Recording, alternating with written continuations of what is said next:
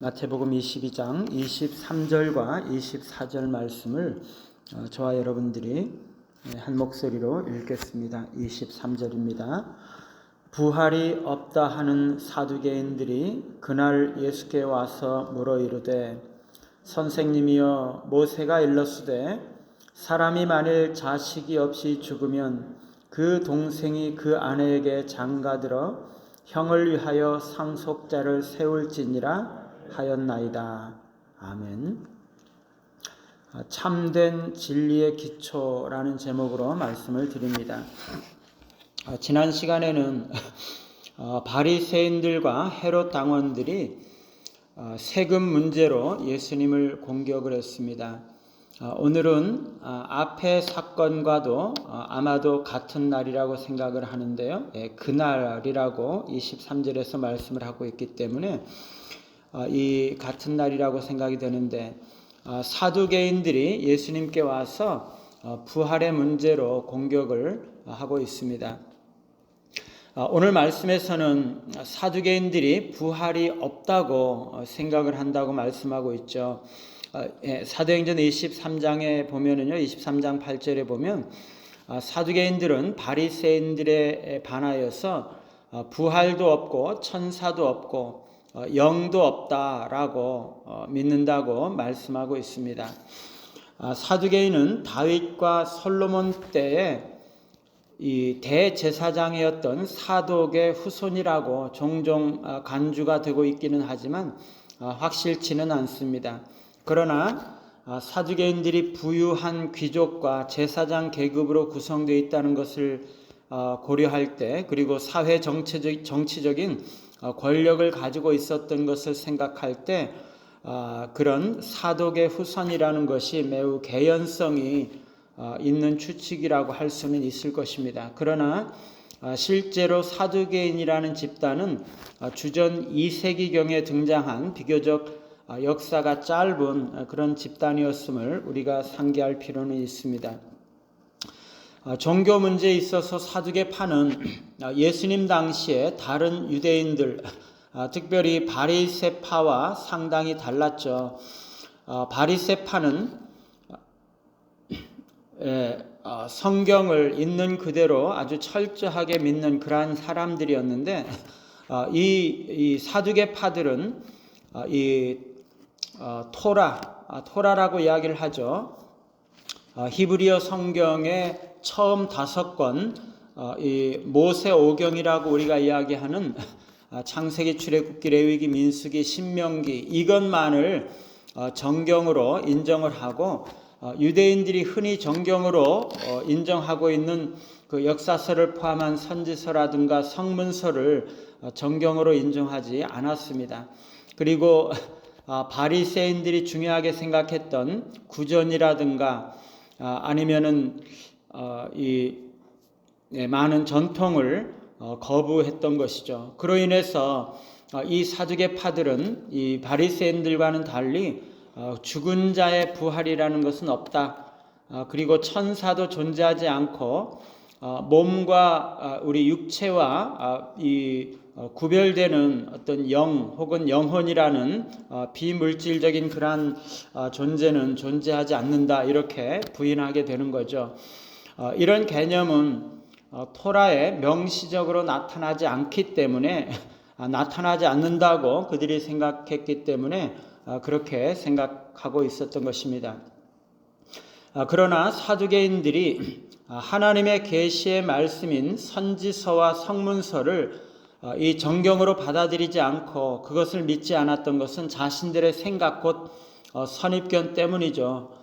그러나 역사서와 선지서에 이 하나님께서 그의 백성들에게 계시하시는 모습이 나타나고 있고 하나님께서 그의 종들인 선지자들에게 하나님의 말씀을 기록하라고 명령을 하고 있는 것이 나타나고 있습니다. 따라서 이 역사서와 선지서는 전통적으로 하나님의 계시의 말씀이라고 인정되어 왔던 것이죠. 성문서도 전통적으로 하나님의 말씀이라고 인정되어 왔던 것입니다. 구약 성경은 명시적으로 부활을 자세하게 설명하고 있지는 않지만 분명히 부활에 관해서 예언을 하고 있고, 또한 여러 곳에서 암시적으로 혹은 은유적으로 부활에 대해서 언급하고 있습니다. 다니엘 12장 2절에 보면은요, 땅의 티끌 가운데에서 자는 자 중에서 많은 사람이 깨어나 영생을 받는 자도 있겠고 수치를 당하여 영원히 부끄러움을 당할 자도 있을 것이라, 이렇게 말씀을 하고 있습니다. 그러니까 영생의 부활과 심판의 부활이 있다는 것을 다니엘서 12장은 분명하게 말씀을 하고 있는 거죠. 아주 직접적으로 부활을 언급하고 있는 것입니다.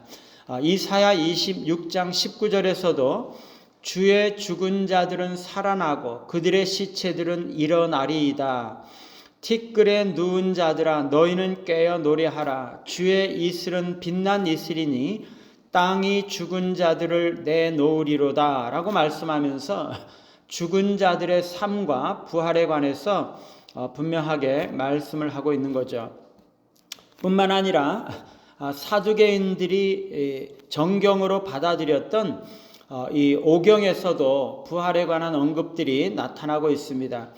창세기 22장에 보면 아브라함은 하나님께서 이 이삭을 죽은 자 가운데서 살리실 것이라고 믿었던 거죠. 이것은 우리가 부활의 예표라고 간주를 하고 있습니다.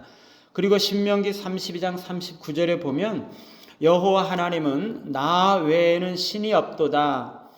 나는 죽이기도 하고 살리기도 하는 그러한 신이다. 이렇게 말씀하고 계십니다. 따라서 오경에서조차도 죽은 자의 부활에 대해서 말씀하고 있다는 것을 부인할 수가 없는 거죠.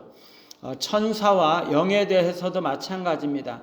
하나님께서 이 하나님의 사자 천사들이 이 아브라함을 찾아왔다거나 아니면 영에 대해서도 이 오경과 또 나머지 구약 성경에 분명하게 말씀을 하고 있습니다. 그런데 사두개인들은 죽은 자의 부활, 천사와 영의 존재에 대해서 부정하고 있는데, 그것은 그들이 성경을 받아들이기보다 자신들의 생각과 선입견을 더 옳다고 생각했기 때문인 거죠. 진리는 인간의 생각과 선입견, 인간의 주장에 근거할 수가 없습니다. 왜냐하면 모든 인간의 생각들은 서로 상대적이기 때문이죠. 절대적인 하나님의 계시의 말씀만이 참된 진리의 기초가 될 수가 있는 것이죠.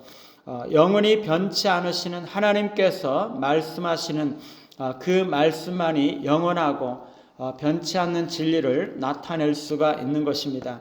우리가 믿어야 하는 모든 진리는 따라서 하나님의 말씀, 곧 계시의 말씀에 기초해야 하는 거죠. 하나님의 말씀의 기초를 거부하고 인간의 생각과 인간의 주장을 기초로 한다면 그것은 참된 진리로 인정될 수가 없는 것입니다. 오늘 사두개인들은 성경을 믿지 않고 자신의 생각을 믿었기 때문에 죽은 자의 부활이나 천사와 영의 존재를 부정했던 것이죠. 그런데 그들은 지금 신명기의 말씀을 인용하면서 예수님께 나와서 부활이 있을 수 없다는 것을 논증하고자 하고 있습니다. 그런데 이 신명기의 말씀은 직접적으로 부활에 관해서 말씀하고 있는 말씀이 아닙니다. 소위 형사 취수제라고 하는 자식이 없는 자의 후손을 잇게 하는 그러한 제도에 관한 것인데, 전혀 다른 맥락의 말씀을 가지고 부활이 불합리하다는 것을 증명하려고 하고 있는 것이죠. 이게 이단들이 사용하는 방식입니다. 성경 말씀을 원래 문맥에서 떼어서 자신들의 사상과 생각의 맥락으로 해석을 하는 것이죠. 그러면 성경을 모르는 사람들은 그들이 하는 말이 맞는 말이라고, 그래서 그게 성경이 말씀하는 말씀이라고, 의미라고 속게 됩니다. 그러나 우리는 성경이 말씀하는 것, 즉 성경 말씀이 본래 문맥에서 자연스럽게 의미하는 것을 들어야 되고 그것을 진리로 믿어야 하는 것이죠. 성경을 자신의 생각으로 제안했던 이 사두개인들과는 달리 어떤 종파는 신구약 성경 이외에 다른 책들을 그것과 동일한 권위를 갖는 정경으로 받아들이는 경우가 있습니다.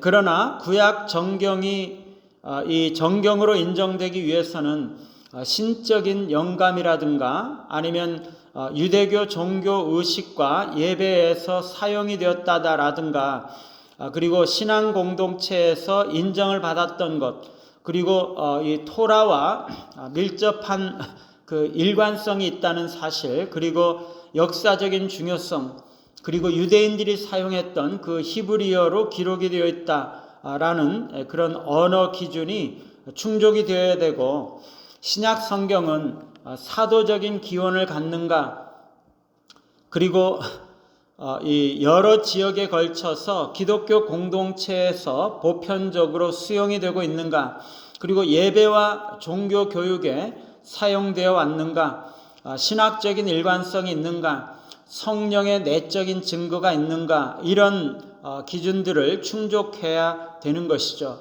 우리가 이런 기준에 따를 때 우리는 신구약 성경 이외의 다른 문서들을 정경으로 받아들일 수는 없는 것입니다.